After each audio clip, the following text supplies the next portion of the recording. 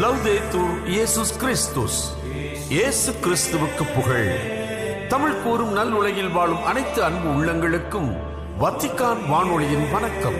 இறைவன் உங்கள் உள்ளத்தையும் இல்லத்தையும் தன் அன்பாலும் அருளாலும் அமைதியாலும் இன்றும் என்றும் நிரப்புவாராக.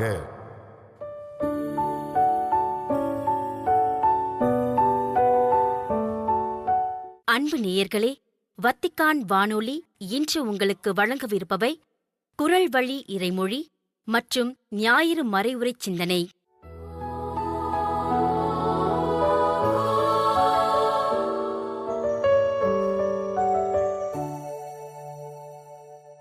குரல் வழி இறைமொழி.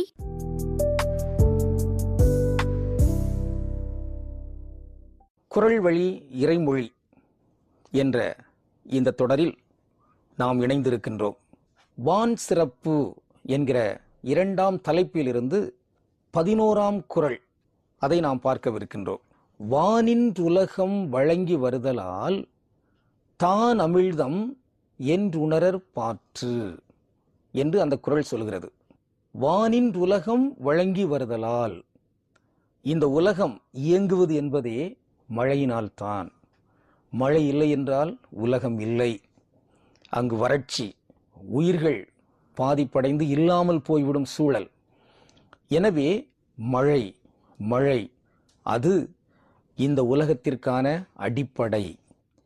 அந்த மழை இல்லையேல் வாழ்வு இல்லை என்பதனால் அது அமிழ்தம் என்று சொல்லப்படுகிறது. அமிழ்தம் என்பது பல உணவு வகைகளுக்கு சொல்லப்படுகிற ஓர் அரிய சொல். உணவு, நீர், தாய்ப்பால் இவை எல்லாமே அமிழ்தம் என்று சொல்லப்படுகிறது. அந்த வரிசையிலே மழை, அதுவும் ஓர் அமிழ்தம் என்று நாம் பார்க்கின்றோம். இந்த அமிழ்தம், மழை, இது தொடர்பாக நாம் சிந்திக்கின்ற பொழுது விவிலியத்திலே ஐவகை உணவு சொல்லப்படுவதை நாம் சிந்தித்து பார்க்கின்றோம். ஒன்று அன்றாட உணவு. விண்ணுலகில் இருக்கிற எங்கள் தந்தையே என்கிற அந்த மன்றாட்டிலே எங்கள் அன்றாட உணவை இன்று எங்களுக்கு தாரும் என்று இறைமகன் இயேசு நாமெல்லாம் வேண்டுவதற்கு கற்றுத்தருகிறார். அது அன்றாட உணவு. 2 இறைமொழி என்கிற உணவு. சாத்தான் இயேசுவை சோதித்த பொழுது அங்கு இயேசு சொல்கின்ற ஒரு சொல், மனிதன் அப்பத்தினால் மட்டுமன்று கடவுளின் வாயிலிருந்து வரும் ஒவ்வொரு சொல்லினாலும் உயிர் வாழ்கிறார். இறைமொழி உணவு. இறை நன்மை என்பது இன்னொரு உணவு. நாம் உண்கின்றோமே, திருப்பலியில் பெற்றுக்கொள்கின்றோமே நற்கருணை, அந்த உணவு.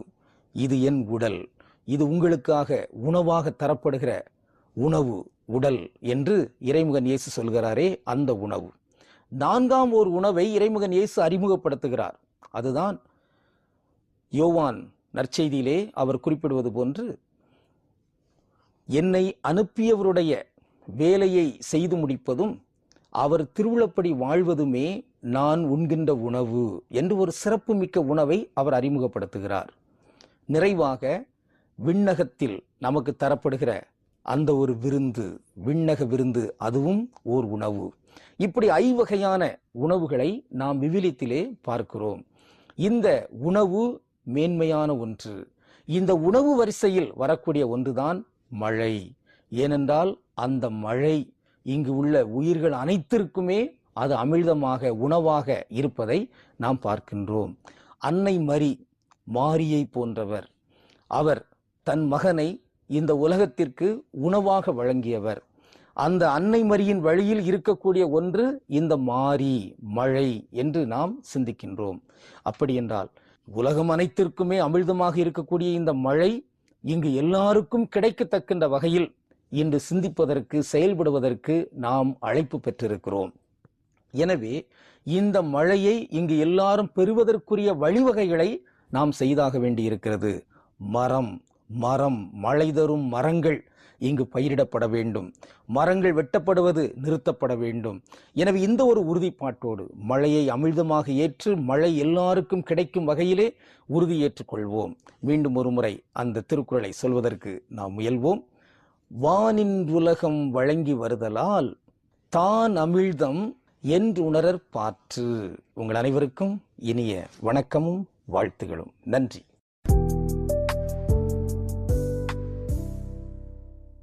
ஞாயிறு மறைவுரை சிந்தனை.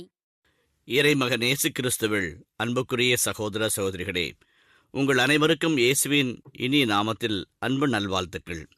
இன்று நாம் பாஸ்கா காலத்தின் 6ஆம் வாரத்தை மகிழ்ச்சியோடு கொண்டாடுகிறோம். முதல் வாசகம் திருத்தூதர் பணி நூல் 8ஆம் அதிகாரத்திலிருந்து எடுக்கப்பட்டுள்ளது. 2ஆம் வாசகம் 1 பேதுரு அவருடைய திருமுகத்திலிருந்து எடுக்கப்பட்டிருக்கிறது. நற்செய்தி வாசகம் யோவான் 14ஆம் அதிகாரத்திலிருந்து எடுக்கப்பட்டுள்ளது. மூன்று முத்தான வாழ்வை பற்றிய செய்தியை மிக அழகுற தெளிவுற நமக்கு உணர்த்தி காட்டுகின்றன. திருத்தூதர் பணி நூல் 8ஆம் அதிகாரம் 5 முதல் 8 உள்ள இறைவார்த்தைகள் மற்றும் 14 முதல் 17 உள்ள இறைவார்த்தைகள் எப்படி பிலிப்பு சமாரியா என்கின்ற புறநகர் பகுதியிலே நற்செய்தியை அறிவித்தார், இயேசுக்கு சான்று பகர்ந்தார், இறை வார்த்தை என்னும் வித்தினை மக்கள் உள்ளங்களில் விதைத்து அது பலன் தரும் வகையிலே வாழும்படி செய்தார் என்பதை அழகுற எடுத்து காட்டுகிறது. பிலிப்புவின் பணியானது இயேசுவின் பணியை மிகவும் அழகாக ஒத்திருக்கிறது. தொடக்க காலத்தில் மார்க் எழுதிய நற்செய்தியின் 3ஆம் அதிகாரத்தின் 17ஆம் வசனத்தில் நாம் காண்கின்றோம், திருத்தூதர்களை இயேசு எதற்கு அழைக்கிறார்? 3 முக்கியமான நிகழ்வுகளுக்காக அழைக்கிறார். 1, தம்மோடு இருக்கவும், பேய்களை ஓட்டவும், நோய்களை குணமாக்கவும் என்று. அதைத் தொடர்ந்து நற்செய்தி அறிவிக்கவும் என்றும் சேர்த்துக் கொள்ளலாம். அதே பாணியில் பிலிப்பு சமாரியா என்கின்ற புறநகர் பகுதியிலே, புற இனத்தாருடைய பகுதியிலே, விலக்கப்பட்ட பகுதியிலே, தீட்டு என்றும் அருவருக்கத்தக்க மக்கள் என்றும் ஒதுக்கப்பட்ட மக்கள் மத்தியிலே ஆண்டவரின் துணையோடு, ஆண்டவரின் வலிமையோடு புறப்பட்டு போகிறார். அங்கே நற்செய்தி அறிவிக்கிறார். அது ஆண்டவரின் ஆவியின் தூண்டுதலாலும் தூயாவின் கொடையினாலும் இந்த பணி நிகழ்கிறது. அங்கே நற்செய்தி அறிவிக்கிறார், பேய்களை ஓட்டுகிறார், நோய்களை குணமாக்குகிறார், மக்களுக்கு இறை ஞானம் அங்கே அற்புதமாய் பிறக்கிறது. எவ்வளவு அழகான ஒரு வாழ்க்கை பாருங்கள். ஆண்டவருக்காய் சான்று பகர்கிற சாட்சிய வாழ்வை அவர் வாழ்ந்து காட்டுகிறார். தான் பெற்றுக்கொண்ட அந்த சாட்சிய வாழ்க்கையை, தான் ஆணிகளினால் விளைந்த காயத்தில் வந்த நேசத்தை கண்ட பிலிப்பு அதே அனுபவத்தை மக்களோடு பகிர்ந்து கொள்கின்றார். உயிர்த்த ஆண்டவரின் அனுபவத்தை மக்களிடம் பகிர்ந்து கொண்டு சாட்சிய வாழ்வுக்கு வழியாய் மாறுகிறார். இதே 2ஆம் வாசகத்தில் சான்று வாழ்வு பற்றிய ஒரு அழகான செய்தியை புனித பேதுரு மிக அழகாய் குறிப்பிட்டு சொல்கிறார். இப்பொழுது நான் வாழ்கிற வாழ்க்கையை பற்றி யாராவது கேள்வி கேட்டால், இப்படி வாழ்கிறீர்களே இதற்கு என்ன அர்த்தம்? இப்படி சொல்கிறீர்களே இதற்கு என்ன அர்த்தம்? இந்த மாதிரி நடந்து கொள்கிறீர்கள் இதற்கு என்ன அர்த்தம் என்று கேட்டால், பல சமயத்தில் நமக்கு விடை தெரியாது, பல சமயத்தில் நமக்கு விளக்கம் தெரியாது. விளக்கம் தேடும் விசுவாசம் என்கின்ற ஒரு காலகட்டத்திலே பேதுரு மிக அழகாய் சொல்கிறார், யாராவது உங்கள் வாழ்க்கையை பற்றிய சந்தேகங்களை எழுப்பினால் தக்க விளக்கம் கூற தயாராயிருங்கள்.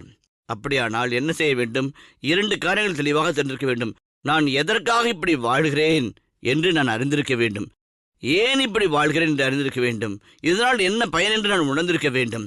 நான் வாழ்வதை உணர்ந்து வாழ வேண்டும். அப்படி வாழும்போதுதான் இயேசுவுக்காக நான் வாழ்கிறேன், இயேசுவுக்காக நான் துன்புறுகிறேன், இயேசுவுக்காக நான் சாட்சியாய் இருக்கிறேன் என்ற அந்த உண்மை எனக்கு அறிந்தால்தான் நான் தக்க முறையில் விளக்கம் தந்து என் எதிராளிகளை பதில் கொடுத்து வாயடைக்க முடியும். இல்லை என்றால் நானும் புரியாமல் அவர்களும் புரியாமல் எல்லாவற்றையும் குழப்பி ஒன்றுமில்லாத நிலையை உருவாக்கி விடுவோம் என்பது பேதுருடைய அன்பான வார்த்தை.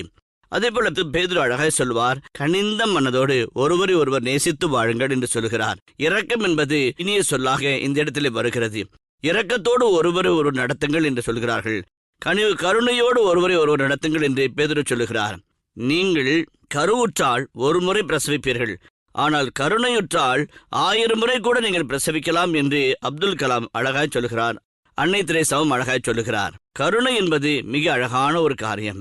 நாம் எப்பொழுதும் மற்றவரிடம் கருணையோடு நடந்து கொள்ள வேண்டும், இரக்கத்தோடு நடந்து கொள்ள வேண்டும், அன்போடு நடந்து கொள்ள வேண்டும்.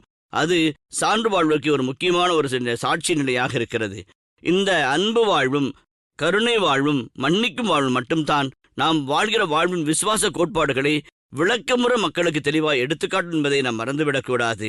அதே போல 3ஆவதாக நற்செய்தி வாசகம் ஏற்கனவே சாட்சிய வாழ்வையும் சான்று வாழ்வையும் பற்றி நாம் கண்ட நாம் அன்பு வாழ்வை பற்றி நாம் தெரிந்து கொள்ள இருக்கிறோம். அன்பு வாழ்வு என்பது my vocation is to love என்று குழந்தை இயேசுவின் அன்பு தெரேசால் அழகாய் சொன்னார். My vocation is to love, என் அழைத்தல் என்பது அன்பு செய்வதுதான். அன்பு செய்வதற்காகவே நான் படைக்கப்பட்டிருக்கிறேன், அன்பு செய்வதே என்னுடைய அழைத்தல் என்று அழகாய் சொன்னார். ஒரு குருவானவர் நற்செய்தி அறிவிக்க அழைக்கப்பட்டது போல, ஒரு அருட் சகோதரி அன்பு பணிகள் செய்ய அழைக்கப்பட்டது போல, இந்த குழந்தை இயேசுவின் அன்பு தெரேசால் அழகாய் சொல்வார், அன்பு செய்வதுதான் என்னுடைய அழைத்தல் என்று சொல்வார். அன்பு செய்வதற்காகவே நான் அழைக்கப்பட்டேன் என்று. பல சமயத்தில் அன்பை மக்கள் வெறும் வெற்று சொல்லாக பயன்படுத்துகிறார்கள், அல்லது கொச்சைப்படுத்தி அதை வெவ்வேறு மொழிகளிலும் வெவ்வேறு வகைகளிலும் வகைப்படுத்துகிறார்கள். ஆனால் இயேசு சொல்லுகின்ற அழகான அன்பின் வாழ்வு மிக அழகான வாழ்வு. யோவான் 14ஆம் அதிகாரத்திலே, என் கட்டளையில் நீங்கள் கடைபிடித்தால் நீங்கள் என் அன்பில் நிலைத்திருப்பீர்கள் என்று சொல்கிறார். இயேசுவின் கட்டளைகளை கடைபிடிப்பதன் வழியாக நாம் அன்பில் நிலைத்திருக்கலாம். அன்பில் நிலைத்திருப்போம் என்பது வெற்று வார்த்தை அல்ல, அது ஒரு வாழ்வு நிலை. வாழ்வு நிலை என்பதை புரிந்து கொண்டு அதில் நாம் நிலைத்திருக்க வேண்டும் என்று யோவான் அழைப்பு விடுக்கின்றார். இந்த உலகத்திலே வாழும் மக்கள் மத்தியிலே மிகப்பெரிய ஒரு போராட்டம் இருக்கிறது. நாம் அழகாய் இருக்க வேண்டுமா, அன்பாய் இருக்க வேண்டுமா என்று போட்டி வருகிறது. பல சமயத்தில் அநேக மக்கள் நிறைய பேர் அழகாய் இருக்கத்தான் ஆசைப்படுகிறார்கள். நெற்றிக்கு ஐப்ரோ போட்டுக்கிறார்கள், பவுண்டேஷன் போட்டுக் கொள்கிறார்கள், ஐலிட்ஸ் வைத்துக் கொள்கிறார்கள், நெத்திச்சுட்டி வைத்துக் கொள்கிறார்கள், பொட்டு வைத்துக் கொள்கிறார்கள், லிப்ஸ்டிக் வைத்துக் கொள்கிறார்கள், இன்னும் எல்லா ஆவரணங்களையும் உடுத்தி தங்களை அழகுபடுத்திக் கொள்கிறார்கள். எதற்காக? அழகாய் இருக்க வேண்டும் என்பதற்காக. அழகாய் இருப்பது அவ்வளவு அவசியமாய் தெரிகிறது. ஏன்? அழகுக்காகத்தானே போட்டியும் வைக்கிறார்கள். சென்னை அழகி, இந்திய அழகி, உலக அழகி, அல்லது யூனிவர்சினுடைய அழகி என்றெல்லாம், மிஸ் யூனிவர்ஸ் என்றெல்லாம் பட்டம் கொடுத்து அழகை ஆராதிக்கிறார்கள். ஆனால் உண்மையில் ஆராதிக்கப்பட வேண்டியது அழகு அல்ல, அன்புதான். அன்புக்கு தான் போட்டி வைக்க வேண்டும். அழகாய் இருப்பது எல்லோராலும் நிகழக்கூடிய ஒரு காரியம் அல்ல. ஒரு 100-150 பேர் இருக்கிற கூட்டத்திலே ஒரு 10-15 பேர் தான் போட்டோஜெனிக்காக அழகாய் இருப்பார்கள். வடிவாக, நிறைவாக, புகழத்தக்க வகையிலே அழகாய் இருப்பார்கள். மற்றவர்களை விட இவர்களை மட்டுமே நான் புகழ்ந்து பேச முடியும். ஆனால் 1000 பேர் இருந்தால் 1000 பேராலையும் அன்பாக இருக்க முடியும். அதுதான் கடவுளுடைய உன்னதமான கொடை. 100 பேர் இருக்கிற கூட்டத்தில் 10 பேர் அழகாய் இருப்பதை பெரிது என்கிறோம். ஆனால் 1000 பேர் இருக்கிற கூட்டத்தில் அத்தனை பேரும் அன்பாய் இருக்க முடியும் என்பது எவ்வளவு பெரிய அழகான சிந்தனை. அதை நாம் உணர்ந்து கொள்ள வேண்டும். அன்பாய் இருப்பது எல்லோராலும் முடியக்கூடிய ஒரு நிலை என்பதை புரிந்து கொள்ள வேண்டும். நீங்கள் அழகாய் இருந்தால் ஒரு 10 பேர் உங்களை திரும்பி பார்ப்பார்கள். நீங்கள் அன்பாய் இருந்தால் 1000 பேர் உங்களை திரும்பி பார்ப்பார்கள். இதை நாம் மறந்துவிடக் கூடாது. இதைத்தான் யோவான் மிக அழகாய் சொல்வார். அன்பு வாழ்க்கை வாழுங்கள். அன்பில் இல்லாமல் நாம் கடவுளுடைய நிறை திருவுளத்தை புரிந்து கொள்ள முடியாது, ஏற்றுக்கொள்ள முடியாது என்பதை அழகாய் அறுதியிட்டு சொல்லுகின்றார். அன்புக்குரியவர்களே, அன்றாட வாழ்க்கையில் நாம் பார்க்கின்ற நிகழ்வுகளை பார்க்கிறோம். சாட்சிய வாழ்விற்கு நமக்கு மனம் இருக்கிறதா? இயேசுக்கு சாட்சியாய் வாழ நமக்குள்ளாய் உறுதிப்பாடு இருக்கிறதா? நமக்குள்ளாய் ஒரு உன்னதமான தீர்க்கமான ஒரு வைராக்கியம் நமக்குள்ளாக இருக்கிறதா? சாட்சிய வாழ்க்கை வாழ்கிறது.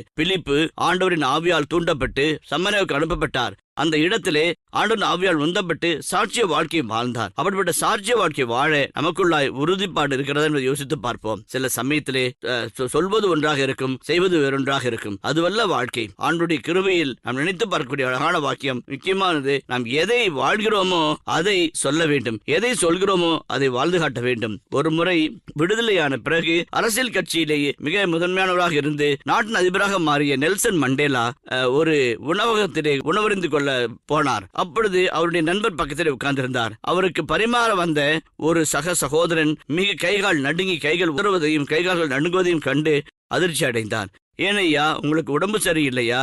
உங்களுக்கு உடல்நலம் குறைவாக இருந்தால் விடுபெடுப்பது தானே, ஏன் இப்படி கஷ்டப்படுகிறீர்கள் என்று கேட்டார். அவர் போன பிறகு நெல்சன் மண்டேலா அமைதியாக சொன்னார், அந்த கை நடுக்கமும் கால் நடுக்கமும் உடல் குறைவால் இருந்தது அல்ல. நான் சிறைச்சாலையில் இருக்கும்போது அவர் என்னை மிக கொடுமையாய் சித்திரவதை செய்தார். என்னுடைய அறையிலேயே அவர் சிறுநீர் கழிப்பார். என்னை என்னவெல்லாம் சொல்ல முடியாத அளவுக்கு சொல்லலாம் சித்திரவதை செய்தார்.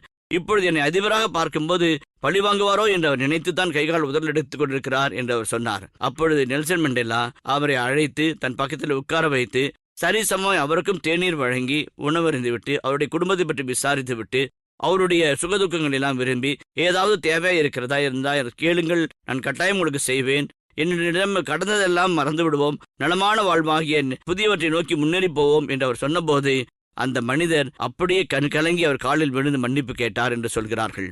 எதற்காக இதை சொல்லுகிறேன்? சாட்சிய வாழ்வு என்பது நாம் எதை பேசுகிறோமோ அதை வாழ்ந்து காட்டுவது. நெல்சன் மண்டேலாவை போல நாம் எதை சொல்கிறோமோ அதை வாழ்ந்து காட்டும் போது நாம் உண்மையான தலைவர்களாக மாறுகிறோம். இல்லை என்றால் போலி தலைவர்களாக, பழி வாங்குகிறவர்களாக அல்லது பழி எடுக்கிறவர்களாக நாம் இருக்கக்கூடிய ஆபத்து இருக்கிறது. இரண்டாவதாக, அன்புக்குரியவர்களே, நம்முடைய வாழ்வு அன்றாட வாழ்க்கையில் பார்க்கின்ற பொழுது சான்று வாழ்வு வாழ்வது மிக முக்கியமான ஒன்று.